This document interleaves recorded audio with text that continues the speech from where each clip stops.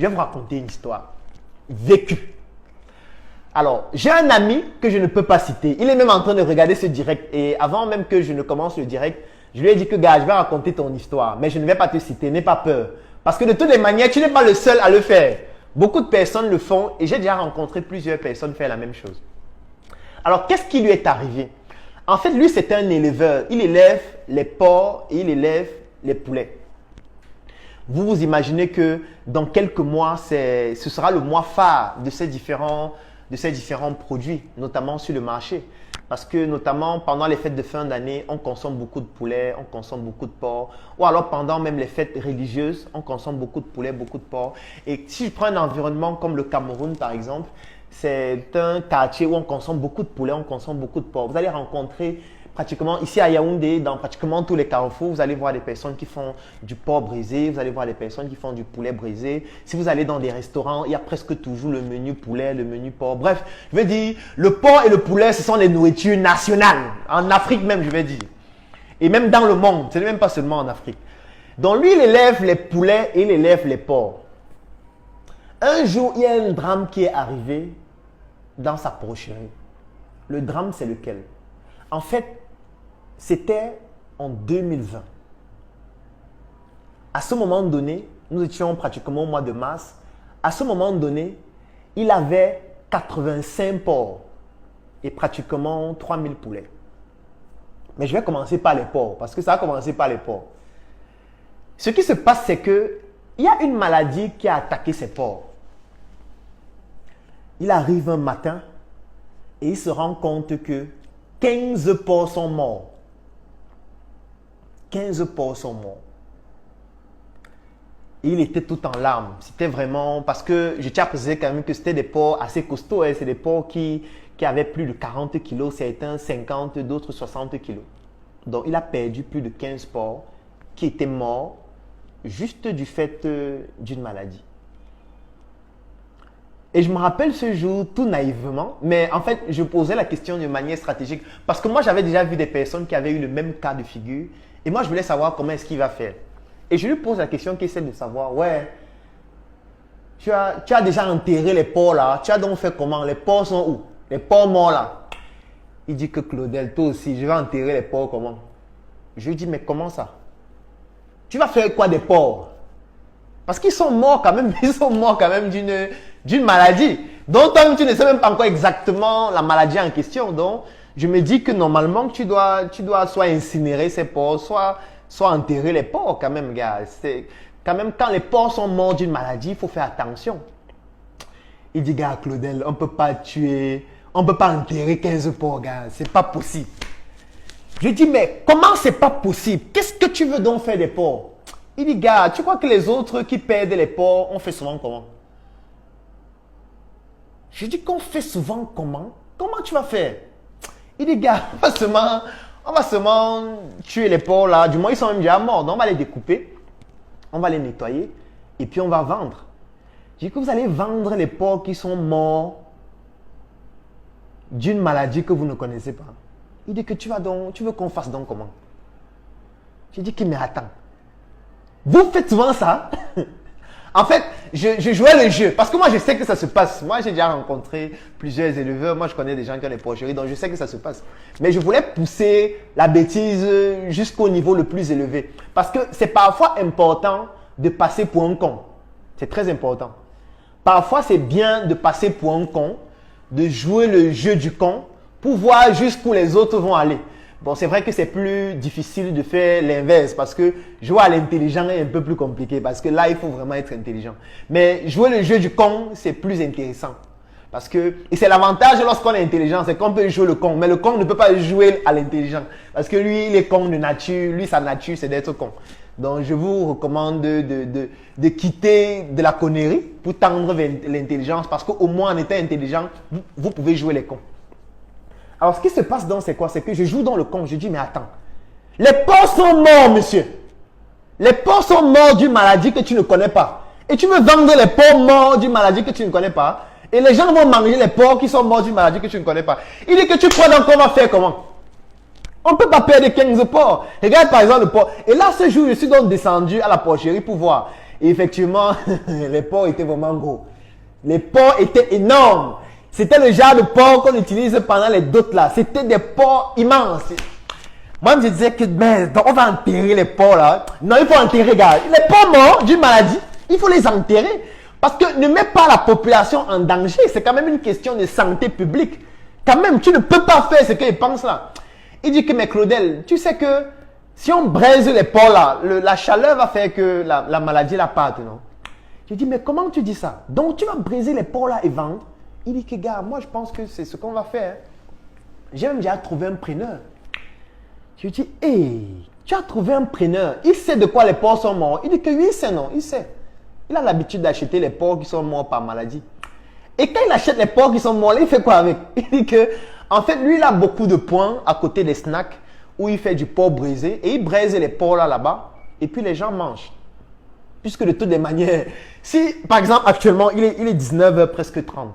Si tu te rends dans un endroit où on braise les porcs au bord de la route, et puis tu vois des morceaux de porc qui sont là, est-ce que tu sais de quoi les porcs sont morts? Tu ne sais pas. Tu vas dire, je veux tel morceau, tel morceau, tel morceau. On prend juste des morceaux de porc, on met dans l'huile, on fait frit, et puis après on te met ça avec les frites de plantain, on te sert avec une bonne bière bien tapée, tu manges, tu bois, tu noies tes soucis. Est-ce que tu sais de quoi les porcs sont morts? Tu ne sais pas. Donc, en fait, c'est dans un réseau. Donc, ce qui s'est passé, c'est que le gars est donc venu, il a acheté les porcs. Bien évidemment, étant donné que les porcs étaient déjà morts, surtout d'une maladie, il a acheté les porcs très moins cher. Et il est parti avec les porcs. On a découpé les porcs, on les a nettoyés. Et puis, naturellement, il a vendu les porcs. Et comme c'est quelqu'un qui vend beaucoup de porcs, je ne peux pas les citer, vraiment, je ne veux pas les exposer. Et comme c'est quelqu'un qui vend beaucoup de porcs, en pratiquement une semaine, il avait vendu tous les porcs morts. Donc, je suis certain, parce que là, il y a 391 personnes connectées en ligne. Je suis certain que parmi les 391 personnes connectées en ligne, il y a au moins 320 qui ont déjà mangé les porcs morts de maladies qu'on ne connaît pas. Il y a au moins 320. Je suis sûr et certain, il n'y a pas de doute. Je suis sûr que vous avez déjà mangé des porcs morts de la grippe porcine. Je suis sûr que vous avez déjà mangé des porcs morts d'un virus mortel. Je suis sûr et certain, il n'y a aucun doute là-dessus. Vous avez déjà mangé ça. Et si vous avez déjà mangé ça jusqu'à lécher les doigts, jusqu'à dire que ouf, le porc si est succulent, hein, vraiment. Mais le gars là quand même, il a des bons condiments, il a des bons condiments. Vraiment, quand tu manges son porc, le piment est propre. Quand tu prends une bonne bière glacée avec ça, oh, c'est extraordinaire. Le porc vraiment, j'en veux les musulmans. Vraiment les musulmans, je m'excuse hein, pour les musulmans qui sont en train de regarder cette vidéo. Parce que le porc c'est spirituel. Le porc est spirituel. Vraiment. Quand tu n'as pas encore mangé le porc, tu ne peux pas comprendre ce qu'il dit ici. Donc, je m'excuse pour tous ceux qui n'ont pas encore mangé le porc et surtout pour ceux qui n'ont pas encore mangé les porcs morts d'une maladie dangereuse.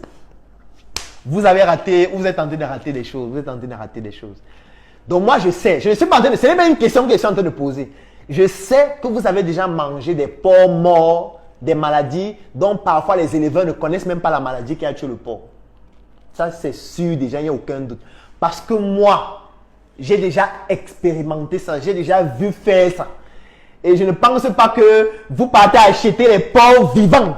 Vous tuez vous-même et puis vous faites frit avant de manger. Non. Vous aussi, vous avez déjà mangé les porcs dans les bars. Vous avez déjà mangé les porcs auprès des personnes qui font les porcs brisés devant les snack bars. Vous avez déjà mangé les porcs qu'on vend en route.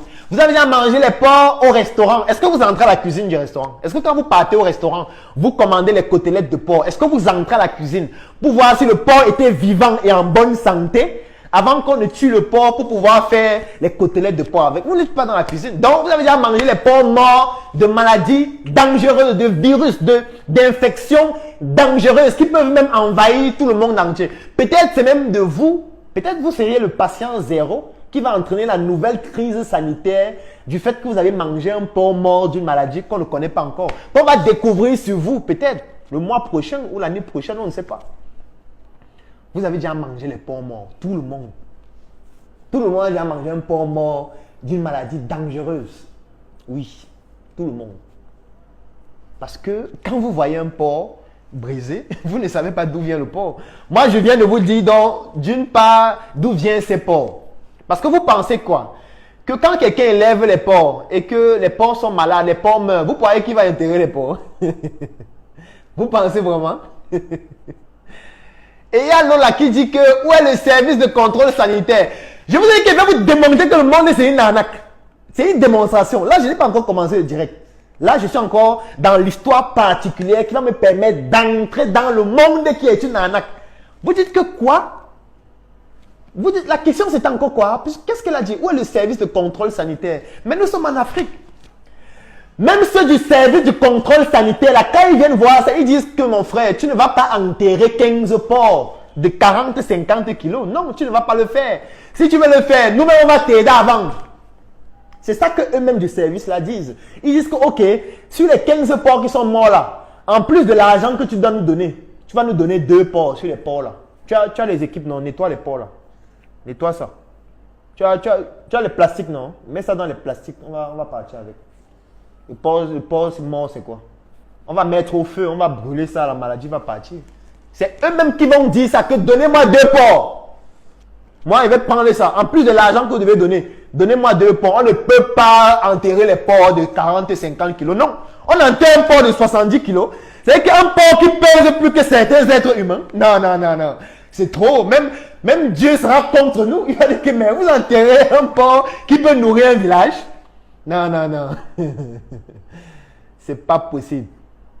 On va manger le porc là, comme ça.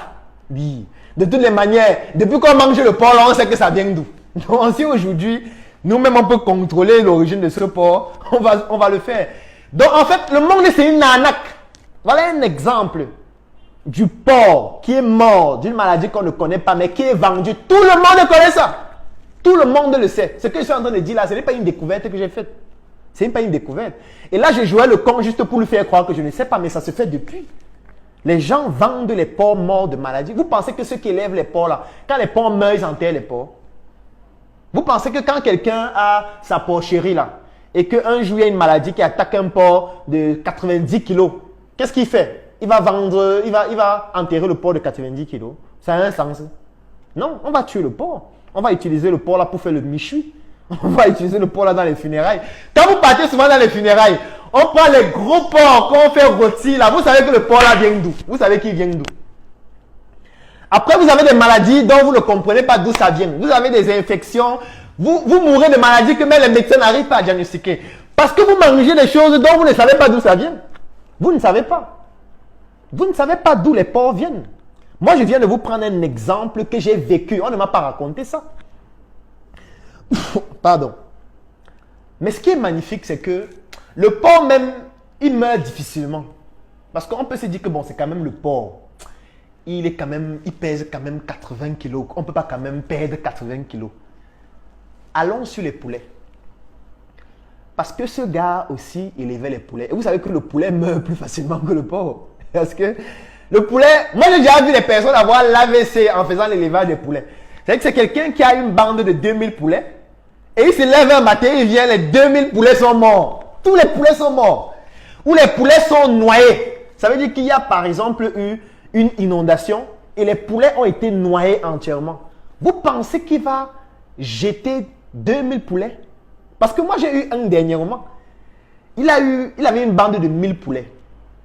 Et dans sa bande de 1000 poulets, il y a eu ce qu'on appelle j'ai envie de dire, les poulets ont été noyés en fait. Donc il y a l'eau qui est entrée dans la ferme. Il y a plus de 500 poulets qui sont morts noyés. Moi, j'ai envie de vous poser une question. C'est vous qui êtes éleveur. Vous vous levez un matin. Vous vous rendez compte qu'il y a eu inondation dans votre ferme. Et 500 poulets sont morts, noyés. Les poulets bien gros, c'est-à-dire les poulets de 4 kilos, 5 kilos, 7 kilos, 8 kilos, morts noyés. Qu'est-ce qu'on fait? C'est vous qui devez répondre maintenant, ce n'est pas moi. Parce que moi, je sais déjà ce qu'il a fait. Mais vous posez maintenant la question à vous. Qu'est-ce qu'on fait? Qu'est-ce qu'on fait de 500 poulets de 5 kilos, 7 kilos, 8 kilos, 9 kilos, morts noyés, 500 poulets? On fait quoi? On creuse une fosse septique. On verse les poulets dedans. On ferme et on dit Seigneur, c'est toi qui as voulu. Non, non, non, non. On ne creuse pas de fosse septique. On n'enterre pas les poulets morts, non. Tout ce qu'on va faire, c'est qu'on va mettre l'eau au feu, mes amis. On va mettre l'eau au feu. Qu'importe ce qui a tué les poulets, même si c'est la grippe aviaire, même si c'est n'importe quoi qui a tué le poulet.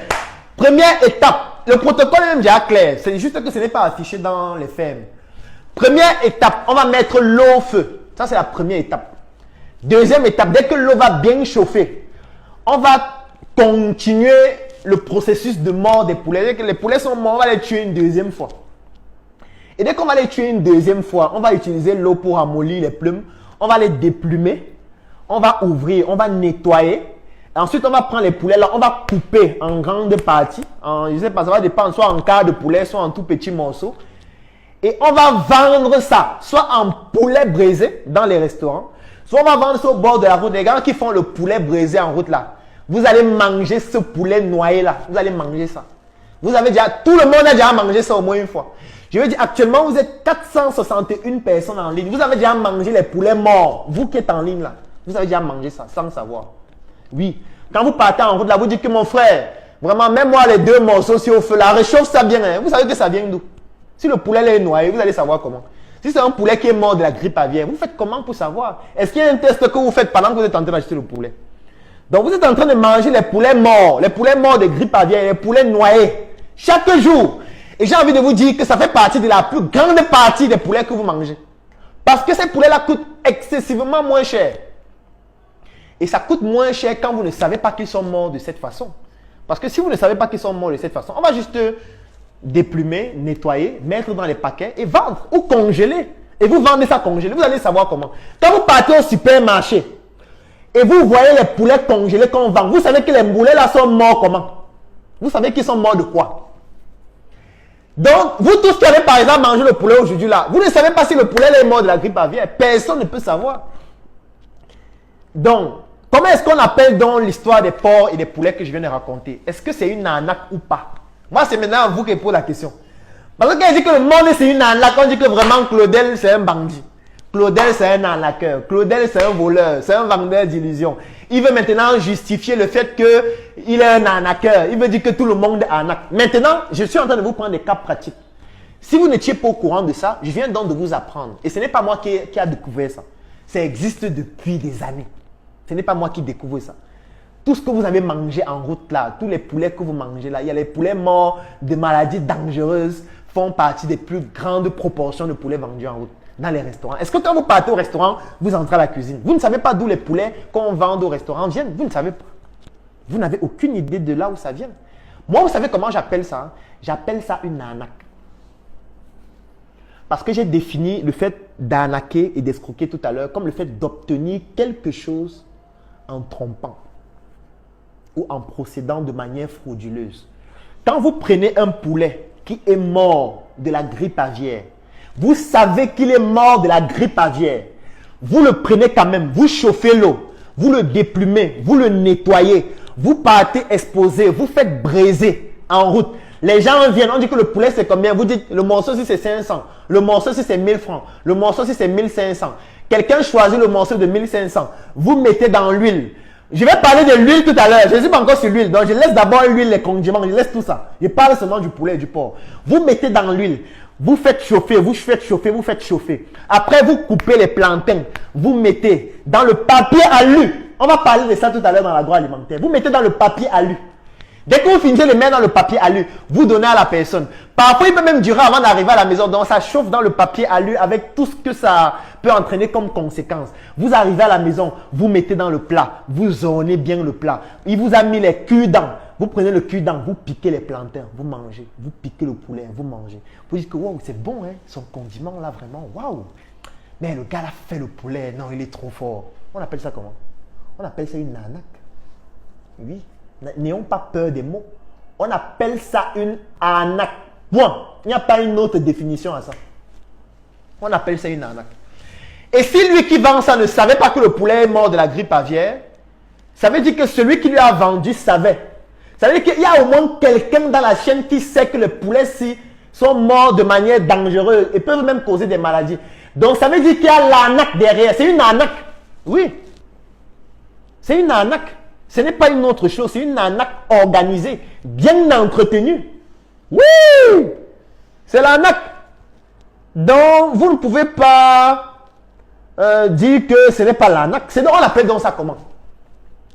Voilà, il y a deux exemples que je viens de prendre. Parce que j'ai dit que je vais démontrer que le monde c'est une arnaque. Je ne vais pas parler d'un seul secteur. Je vais parler au moins de 7 secteurs d'activité pour démontrer que le monde entier c'est une arnaque. Le monde entier. Et quand vous êtes dans un environnement qui est une arnaque, c'est-à-dire que vous êtes en train de jouer à un jeu qui est biaisé, vous ne pouvez pas être normal. Si vous êtes normal, vous serez le mouton de la société. On va vous utiliser comme la serpillère de la société. Vous ne pouvez pas être normal dans un monde qui est une arnaque. Non. Vous devez d'abord comprendre l'arnaque du monde dans lequel vous vivez afin de vous adapter dans ce monde. Je suis désolé. Je suis désolé, c'est ça que vous devez faire. Si vous voulez, vous dites que le Seigneur a décidé de faire ceci, le Seigneur a dit que non, il ne faut pas faire. Ok, allez-y à l'église, allez, devenez pasteur, devenez prêtre. On va parler de la religion tout à l'heure. Je ne vais pas laisser la religion. Parce que dans la religion aussi, il y a l'arnaque. Et je vais démontrer ça scientifiquement. Je ne parle pas de mon point de vue, je vais partir sur des faits. Et dès que je prends un fait, je démontre que ce fait, c'est une arnaque. Donc, j'ai dit que je vais aller du particulier au général. J'ai commencé par le particulier. Je vous ai parlé de l'histoire des porcs morts que vous avez déjà tous mangé. Je vous ai parlé de l'histoire des poulets morts que vous avez déjà tous mangé. Ça, c'était juste le particulier. Maintenant, je vais aller